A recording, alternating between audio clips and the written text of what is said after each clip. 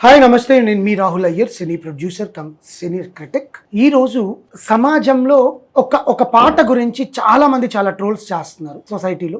Cinema రంగంలో cinema ఇండస్ట్రీకి చెందిన పెద్దలే అవాక్కయ్యేలాగా స్టెప్స్ ఉన్నాయని చాలా మంది చాలా వివిధాలుగా ట్విట్టర్లో, ఇన్స్టాగ్రామ్లో, ఫేస్బుక్లో, సోషల్ మీడియా మొత్తం మారుమోగిపోతుంది. అది ఎవరి స్టెప్సో కాదు, ప్రముఖ కొరియోగ్రాఫర్ శేఖర్ మాస్టర్ కొరియోగ్రఫీ చేసిన Daaku Maharaj 12th January 2025 release అవుతోంది ప్రపంచవ్యాప్తంగా. మన నందమూరి బాలకృష్ణ గారు ఊర్వశీ రౌటెల్లా మీద చిత్రీకరించిన ఈ సాంగ్ లో చాలా అసభ్యకరమైన నృత్య ప్రదర్శన జరిగింది. నృత్యాన్ని కంపోజ్ చేశారు, అది డాన్సే కాదు అని చాలా మంది విశ్లేషకులు వాళ్ళకి నచ్చినట్టుగా మాట్లాడుతున్నారు. కొంతమంది అది చాలా బాగుంది, అలాంటి స్టెప్స్ తప్పే లేదంటున్నారు.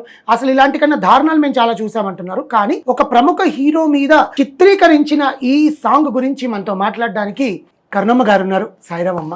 సాయిరామ్.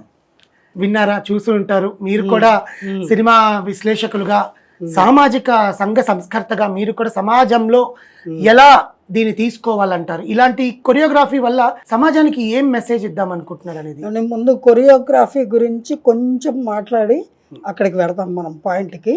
మొఘలాయ్ ఆజం దగ్గర నుంచి తీసుకుంటే ఉమ్రావ్ జాన్ సినిమా వరకు హిందీలో కానీ అటు అలాగే తమిళంలో గాని జయంతిమాల గారు, వీళ్ళందరూ, రాగిని, పద్మిని, వీళ్ళందరూ అనేక నృత్య కళాకారులుగా సినిమా ఇండస్ట్రీలో అనేక చిత్రాల్లో నృత్య ప్రదర్శనలు చేయడం జరిగింది. అలాగే తెలుగు సినిమాల్లో జ్యోతిలక్ష్మి గారు, జయమాలిని గారు, సిల్క్ స్మిత, అనురాధ, కుయిలి, ఇట్లా డిస్కో శాంతి, అలా అనేక మంది ప్రత్యేక పాటలకి నృత్య ప్రదర్శన ఇవ్వడం జరిగింది. వాళ్ళందరికీ కూడా కొరియోగ్రఫీ చేసినటువంటి నృత్య దర్శకులు ఆయా కాలమాన పరిస్థితులను బట్టి వాళ్ళు ఆ సాంగ్స్ కి కంపోజ్ చేయడము, దాన్ని వాళ్ళు చాలా చక్కగా ప్రదర్శించడము, ప్రేక్షకుల ఆదరణ కూడా పొందడము, ఇవన్నీ మనము చూస్తూ వచ్చాము. అయితే రాను రాను ఈ డాన్స్ కంపోజింగ్ లో కొత్త పోకడ్లు ఎలా తయారయ్యాయి అంటే, డాన్స్ ప్లేస్ లో ఎక్సర్సైజులు, ఆ తర్వాత యోగాసనాలు, ఆ తర్వాత తన్నుకోవడాలు, కొట్టుకోవడాలు, ఆ తర్వాత వెర్రి గంతులు వేయడము, ఆ తర్వాత స్ప్రింగ్ తిరిగినట్టుగా స్ప్రింగ్ ని ఇలా గట్టిగా ఒత్తి వదిలేస్తే ఇలా వంకర్లు తిరుగుతుంది కదా, అలాగా మొత్తము ఒక మనిషి బాడీని చిత్ర విచిత్రంగా రకరకాలుగా బెండ్ చేయడము. వాటికి ఏవో పేర్లు పెట్టారు, బ్రేక్ అని, ఏవో డిస్కో అని, ఏవో పేర్లు పెట్టారు. కాలానుగుణంగా వచ్చిన మార్పుల్లో అదొక రకమైనటువంటి విన్యాసాలు, వాటిని నృత్యము అని మనం చెప్పుకోవడానికి వీర్లేనటువంటి రకరకాల భంగిమల్లో విన్యాసాలు చేస్తూ వచ్చారు. మరి ప్రేక్షకులు కూడా అదే నృత్యంగా భావించి చూడడానికి అలవాటు పడిపోయారు. ఏం చేస్తారు మరి, సినిమాలో వాళ్ళు ఏమి ఎగిరితే అదే వాళ్ళు ఎంజాయ్ చేస్తున్నారు. ఇప్పుడు రాను రాను ఏమైపోయింది అంటే, ఈ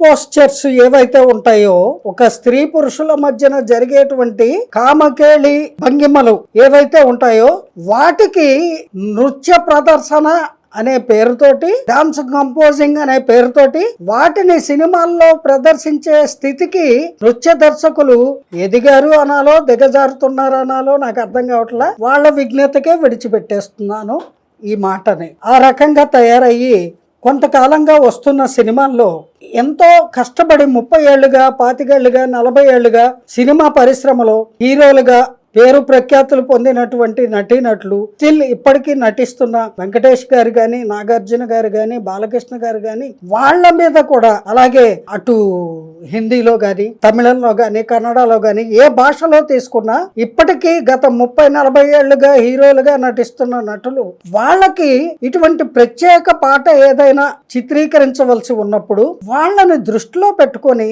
కొంచెం వాళ్ళ పేరు ప్రఖ్యాతుల్ని, వాళ్ళ స్టేచర్ ని గుర్తుంచుకొని ఎవరైతే డాన్స్ కంపోజర్స్ ఉంటారో వాళ్ళు కొంచెం సంస్కారయుతంగా డాన్స్ కంపోజ్ చేస్తే బాగుంటుంది అని నా అభిప్రాయం. అలాగే ప్రేక్షకులు కూడా పైకి చెప్పలేకపోవచ్చు, బయటకు వచ్చి కామెంట్ చేసుకుంటారు, ఏంటి ఈ హీరో ఎంత దరిద్రంగా స్టెప్స్ వేశాడు అని అంటారే గాని, ఈ డాన్స్ మాస్టర్ ఇంత దరిద్రంగా కంపోజ్ చేశారు అనే వాళ్ళు అక్కడ ఉండరు, వాళ్ళకి తెలీదు. చాలా మంది ఏమనుకుంటారంటే హీరోలే అలా ఆడారు అనుకుంటారు. ఏదో సినిమా పరిజ్ఞానం ఉన్న కొంతమంది మాత్రము డాన్స్ కో మాస్టర్ ఉంటాడు, ఆ మాస్టర్ ఏమి స్టెప్పులు చెప్తే నటీనటులు దాన్ని ఫాలో అవుతారు అనే అంశాన్ని వాళ్ళు గుర్తిస్తారు. కానీ దారుణంగా డే బై డే నీచాతి నీచంగా కంపోజ్ చేస్తున్నారు అనడానికి ఈ ప్రత్యేక పాట నిదర్శనము అని మనం భావించవచ్చండి నిస్సందేహంగా. ఎందుకంటే బాలకృష్ణ గారు ఏమీ కుర్ర హీరో కాదు, నిన్నో మొన్నో వచ్చిన మొదటి సినిమా హీరో కాదు. ఆయనకి అఖండమైన పేరు ప్రఖ్యాతులు ఉన్నాయి, కోట్లాది మంది అభిమానులు ఉన్నారు. ఆయన హీరోగా నటుడిగా ఎంతో అభిమానించే వాళ్ళు ఉన్నారు. వాళ్ళందరూ ఇటువంటి పాటలు చూసినప్పుడు బాధపడతారు. అందుకని ఎవరైతే ఈ పాటకి ప్రత్యేకంగా నృత్య దర్శకత్వం వహించారో 100% అతను మిస్టేక్ అనే నేను అంటానండి. అది చాలా తప్పు. ఆ వ్యక్తి ఎవరు నటిస్తున్నారు అనేది కూడా కొంచెం గుర్తు పెట్టుకోవాలి.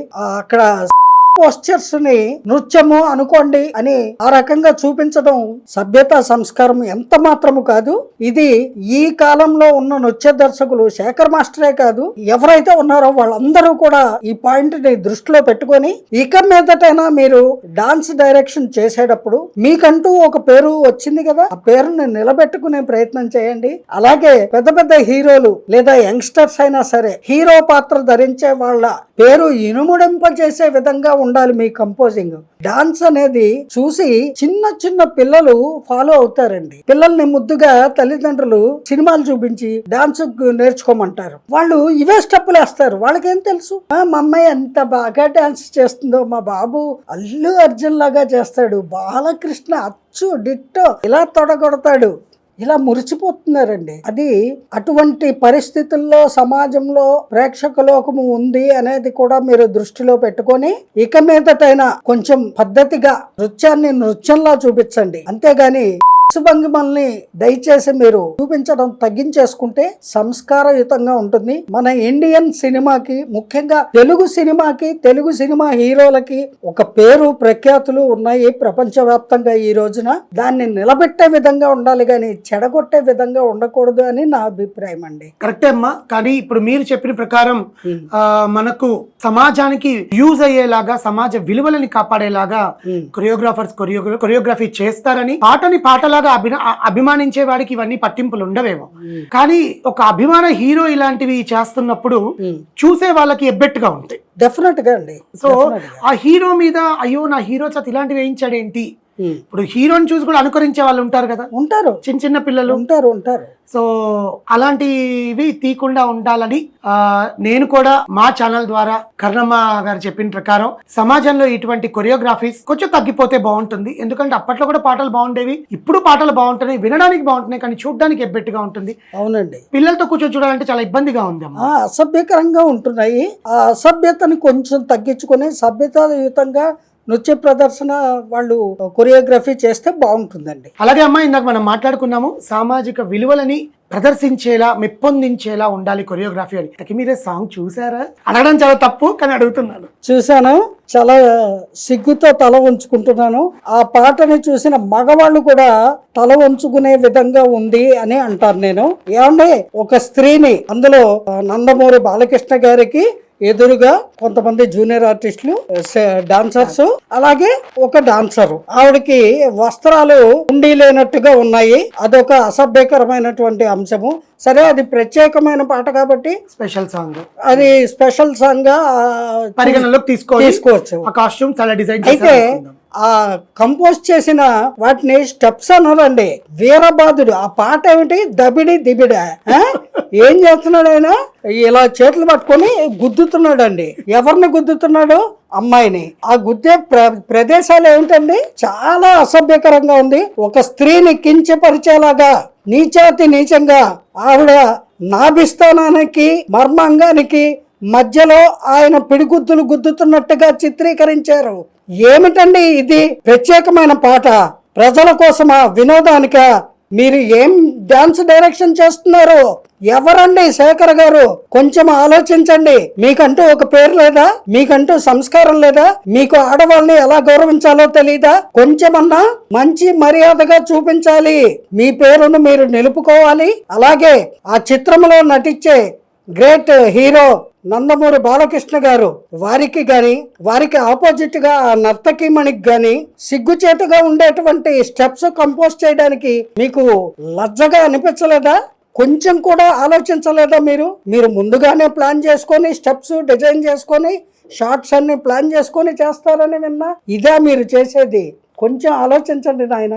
మీ పేరుకి ఇది పరువు తక్కువ. మా హీరో గారు అనేక కోట్ల మంది అభిమానించే శ్రీ నందమూరి బాలకృష్ణ గారికి తలవంపులు తెచ్చే విధంగా ఉంది ఈ పాట. మరి సెన్సార్ వాళ్ళు ఎలా అంగీకరించారో ఈ పాటని ఆ సినిమాలో నాకు అర్థం కావట్లా. రానున్న పండక్కి ఈ సినిమా రిలీజ్ కానుంది అని విన్నాను. 12th January కమ్మా సెన్సార్ అయిపోయింది అని కూడా విన్నాం మేము కూడా. అండ్ ఏంటంటే ఈ పాట ఏ సన్నివేశంలో వస్తది అనేది వాళ్ళ బయట చెప్పట్లేదు, కానీ చూసినప్పుడు మాకు కూడా కొంచెం ఇంత వియర్డ్ గా ఉంది ఏంటి అసలు. ఏ సన్నివేశంలో అయినా రానివ్వండి, మరీ దారుణంగా అలాగా ఒక స్త్రీని బిరుదుల మీద ఇలాగా గుద్దటము, పిడిగుద్దులు గుద్దటము, అలాగే నాభికిను ఇంకొక స్త్రీ ఎవరు మరొక మనిషికి జన్మనిచ్చేటువంటి జగజ్జనని మాతృ స్థానం అది, అక్కడ ఇలా గుద్దుతున్నట్టుగా ఏమిటండి ఆ స్టెప్పులు? You should feel very shame dance master గారు. నేను సభాముఖంగా ఓపెన్ గా చెప్తున్నాను, ఇటువంటివి ఇక మీదట కంపోజ్ చేయకండి, స్త్రీ జాతిని అవమానించకండి. సినిమాల్లో హీరోలకి నర్తకి మణులకు కూడా చాలా సిగ్గుచేటు. ఎన్ని చిత్రాల్లో మనము ప్రత్యేక పాటలు చూడాల. ఈవెన్ జ్యోతిలక్ష్మి, జయమాలిని, సిల్క్ స్మిత వీళ్ళందరూ కూడా అనేక చిత్రాల్లో డాన్సులు చేశారు.